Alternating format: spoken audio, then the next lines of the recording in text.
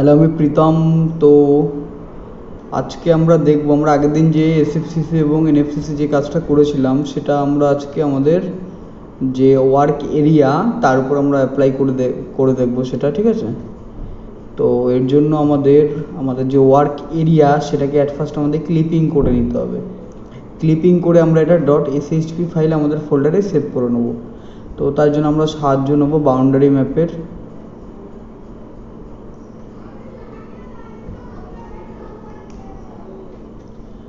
Boundary map এটা আমরা serve of India থেকে ডাউনলোড করেছি। এটা আগে তোমাদের দেখিয়েছি, আমার ভিডিও আছে, আমি লিঙ্ক দিয়ে দেবো।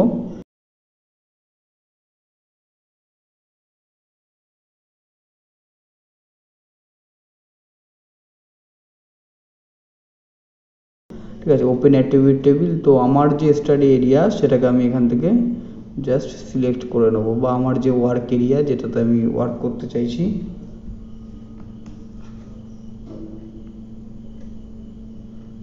আমি সাপোজ কল্যাণী বা আমি কালনার উপরেই কাজ করতে চাইছি, দেখি।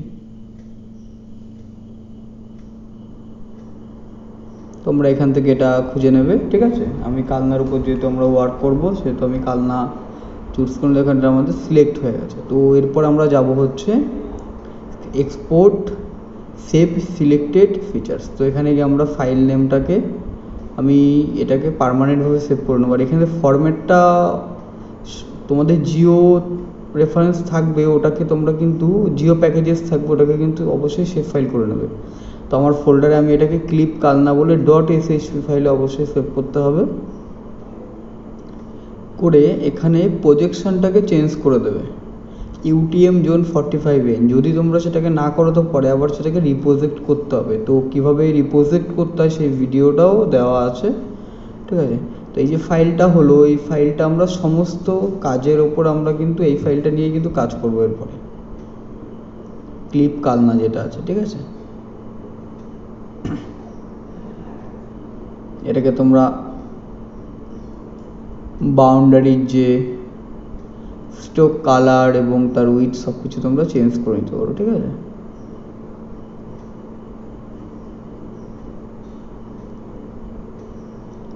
এবার আমরা আমাদের আগে যে কাজগুলো করা ছিল সেইখানে আমরা দেখো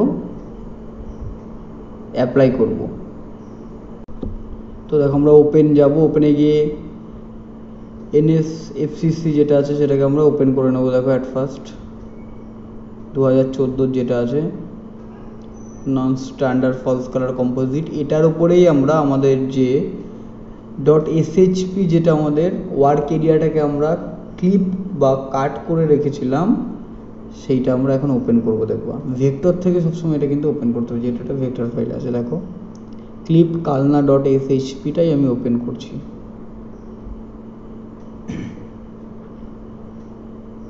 এবার আমরা এতে প্রপার্টিসে যাব। প্রপার্টিসে গিয়ে ফিল কালারটা আমরা কোনো ফিল কালার রাখবো না এটা, আর স্টক উইথটা বাড়িয়ে দিতে পারি, সে পরে বাড়িয়ে দেবো বা এখনই বাড়িয়ে দিচ্ছি, ঠিক আছে? বা তোমরা নাও বাড়াতে পারো সেটাকে। তো এখান থেকে আমরা extraction clip raster by mask layer এই অপশানটাকে অবশ্যই চুজ করতে হবে, ঠিক আছে? তো ইনপুট লেয়ার যেটা আমরা কাজ করা আছে সেটা, এবং মার্কস লেয়ার যেটা আমরা ক্লিপ করে নেবো সেটা, প্রজেকশনটাকে আমরা চুজ করব, ঠিক আছে? এরপর আমরা কি এডান আলফা আউটপুট আলফা ব্যান্ডে ক্লিক করব এবং এটাকে আমরা সেভ করে নেব। তো আমি এখানে নর্মালি NSFCC 2014 কালনা বলে আমি এটাকে সেভ করলাম। এরপর সেভ করে যখন এটাকে আমরা রান করব আমাদের দেখবে জিনিসটা ক্লিপিং হয়ে গেছে, বা আমাদের যে স্টাডি বা আমাদের যে ওয়ার্ক এরিয়া সে ওয়ার্ক এরিয়াটার উপরে আমাদের কিন্তু already non standard false colour composite হয়ে গেছে। তো সেখানে আমি প্রপার্টিসে গিয়ে এখন আমাদের ব্যান্ডগুলোকে চেঞ্জ করে দেবো। আমি রেড ব্যান্ডে রাখবো হচ্ছে 3, গ্রিন ব্যান্ডে 2ই থাকবে, এবং ব্লু ব্যান্ডটাকে আমি জাস্ট চেঞ্জ করে দেবো, ঠিক আছে?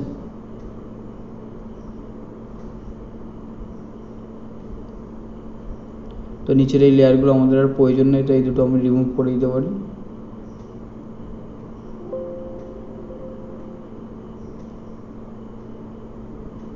আর এটাকে অ্যাডভান্স আমি আগে প্রজেক্টে সেভ করে দিই, ঠিক আছে? তো NFCC 2014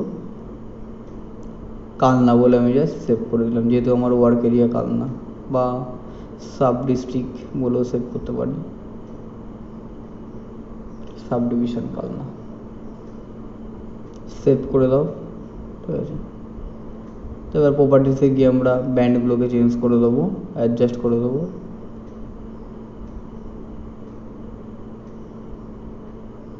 আর ট্রান্সপারেন্সিটাকে 0 করতে হবে,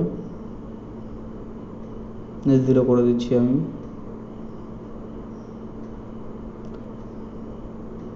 তো দেখতেই পাচ্ছ আমাদের কিন্তু নন স্ট্যান্ডার্ড ফল কালার কম্পোজিট হয়ে গেছে। তো এরপর আমাদের বাকি যে কাজগুলো আছে, আমাদের non standard false colour composite 2024, সেটাকেও আমরা সেম প্রসেসেই আমরা এটাকে ক্লিপিং করে নেবো আমাদের স্টাডি এরিয়ার উপর, ঠিক আছে। তো তোমরা ভিডিওটা দেখতে থাকো। দেখো আমি ভেক্টর ফাইলটাকে ওপেন করে নিয়ে extraction clip raster by marks layer নিয়ে আমি সমস্ত চুজ করে দিচ্ছি প্রজেকশনগুলোকে। একবার করলেই তারপরে খুবই সহজ হয়ে যাবে জিনিসটা। তারপর এটাকে আমি ক্লিপিং যে ফাইলটা, ক্লিপড ফাইল, সেটাকে আমি সেভ করে নিচ্ছি।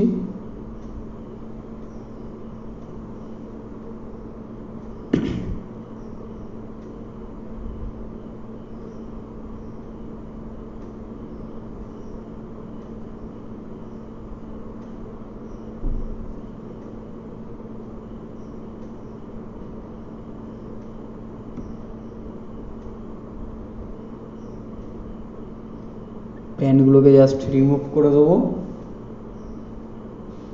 প্রপার্টিসে গিয়ে সেটিংস বা অ্যাডজাস্টমেন্ট যেটা করার, ব্যান্ডগুলো চেঞ্জ সেটা করে দেবো।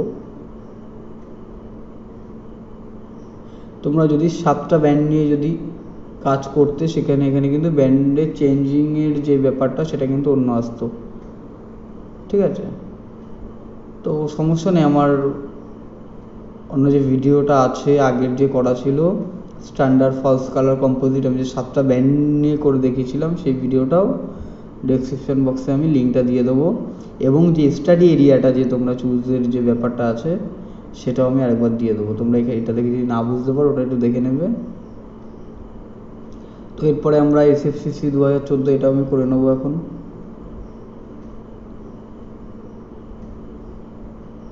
Standard false colour composite. দেখো আমাকে কিন্তু বারবার কিন্তু বাউন্ডারি যে আমার ফাইলটা থেকে আমার ওয়ার্ক এরিয়াটাকে কিন্তু ক্লিপিং করতে হচ্ছে না, আমি একবারই করে রেখেছি, সেটাকে বারবার ভেক্টর ফাইল থেকে ওপেন করছি, ঠিক আছে। তো এখানে আমরা ক্লিপ ফাইলটাকে সেভ করব, সেভ করে জাস্ট রান ক্লিক করব, সেভ, একটি আই ফাইলে সেভ হবে, রান। তো এটাই হচ্ছে আমাদের একটা প্লাস পয়েন্ট, আমাদের ওটাকে কিন্তু বারবার কিন্তু করতে হচ্ছে না।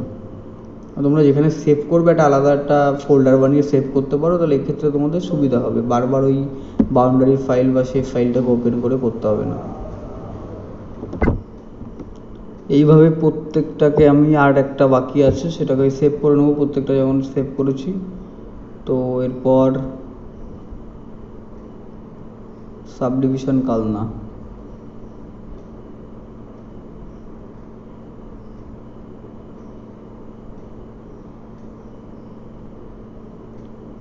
এরপরে এসএফসিসি 2024 যেটা আছে কি সেটাকে আমি ক্লিক করে নেব আমার ওয়ার্ক এরিয়ার উপরে।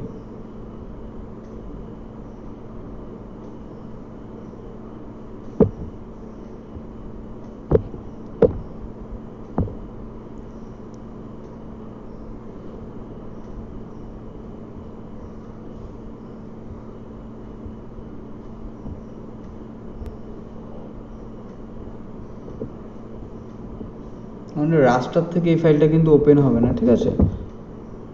.svg ফাইল, এটা কিন্তু ভেক্টর থেকে ওপেন হবে।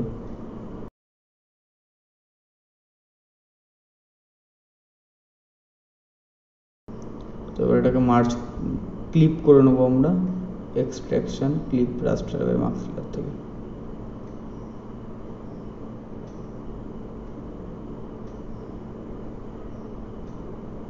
আর create and output alpha band, এটা কিন্তু অবশ্যই ঠিক করবে, এটা ভুল হয়ে যায় অনেক সময়।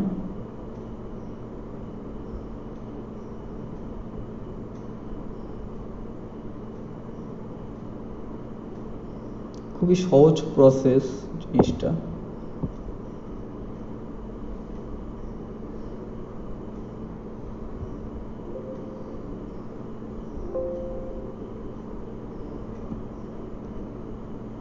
তোমরা ভিডিওটা স্কিপ না করে মোটামুটি 2-3 বার দেখলে কাজটা ইজি হয়ে যাবে। স্কিপ করে করে দেখলে কিছুই বুঝতে পারবে না। ঠিক আছে, তো এই পর্যন্তই আজকে আমি ভিডিওটা স্টপ করছি এখানেই। তো পরের পার্টে আমি অন্যান্য ডিজিটাইজেশান, এনডিভিআই, এনডিডাব্লিউআই কীভাবে আমরা স্টাডি এরিয়ার উপর করবো সব ভিডিওগুলো দেখাবো। তো থ্যাংক ইউ, সবাই চ্যানেলটাকে সাবস্ক্রাইব করে দিও। ঠিক আছে।